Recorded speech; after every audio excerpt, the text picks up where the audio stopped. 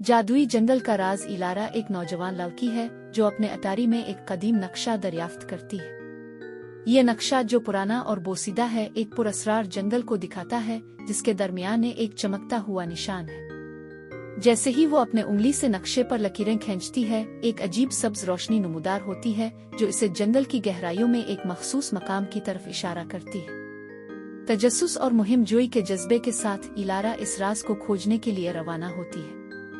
जब वो जादुई जंगल में दाखिल होती है तो इसे फौरन ही जंगल का पुरअसरार और दिलकश माहौल महसूस होता है। दरख्त सरगोशियां करते हुए नजर आते हैं जिनकी आवाजें इसे मजीद अंदर ले जाती है। हवा में नरम चमकती हुई रोशनियां तैरती हैं जो जंगल के जादू को मजीद बढ़ा देती है। जैसे जैसे इलारा नक्शे की पैरवी करती है, दरख्तों की सरगोशियां तेज होती जाती हैं, जैसे वो इसे किसी आगे के खतरे से खबरदार कर रहे हो। जंगल की गहराइयों में इलारा को एक छुपा हुआ गांव मिलता है जो जादुई मखलूकात जैसे परियों, जिन्नात और बातें करने वाले जानवरों से आबाद है। गांव वाले इसका गर्मजोशी से इस्तकबाल करते हैं और इसे खाना और पनाह फराहम करते हैं। वो इसे जंगल के राज के बारे में बताते हैं, एक ताकतवर शय जो जंगल के दिल में छपी हुई है और जो दुनिया को बचाने तबाह करने की सलाहियत रखती है। इस पर मुनहसिर है कि वो किसके हाथ में है।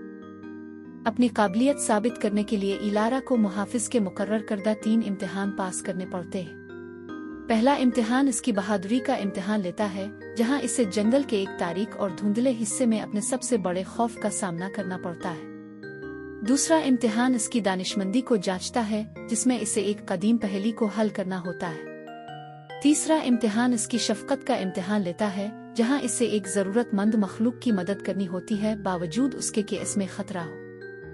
इम्तिहानात कामयाबी से मुकम्मल करने के बाद इलारा को मुहाफिज की बरकत मिल जाती है। मुहाफिज से एक जादुई तावीज़ अता करता है जो उसे सफर के आखिरी मरहले में हिफाजत फराहम करेगा। तावीज़ की ताकत के साथ इलारा को अपनी कुव्वत और एतमाद में इजाफा महसूस होता है और वो जानती है कि अब वो किसी भी मुश्किल का सामना करने के लिए तैयार। इलारा जंगल की मजीद गहराइयों में जाती है, जहां रोशनी मध्यम और हवा सर्द हो जाती है। आखिरकार वो साय के मस्कन तक पहुंचती है जो एक तारीक वजूद है और शय को अपने बारे मकासिद के लिए हासिल करना चाहता है। साया इलारा की मौजूदगी से आगाह है और इसे ताकत और दौलत के वादे देकर वरगलाने की कोशिश करता है, लेकिन इलारा जानती है कि उन वादों का अंजाम किया होगा, इसलिए वो मुजाहमत करती है। इलारा और साया के दरमियान एक शदीद ज़हनी जंग होती है। तावीज़ की ताकत और इम्तिहानात से हासिल करदा दानिशमंदी का इस्तेमाल करते हुए इलारा साय की बदनीति को रोकने में कामयाब हो जाती है। आखिरकार इलारा की पाकीज़गी और मजबूत किरदार की बदौलत साया जंगल से निकल जाता है। साय को शिकस्त देने के बाद इलारा जादुई जंगल के दिल तक पहुंचती है। वहां इसे वो ताकतवर शय मिलती है जो एक चबूतरे पर रखी हुई है और जिसके गिर्द चमकते हुए पौधे और शफाफ पानी का चश्मा बहता है।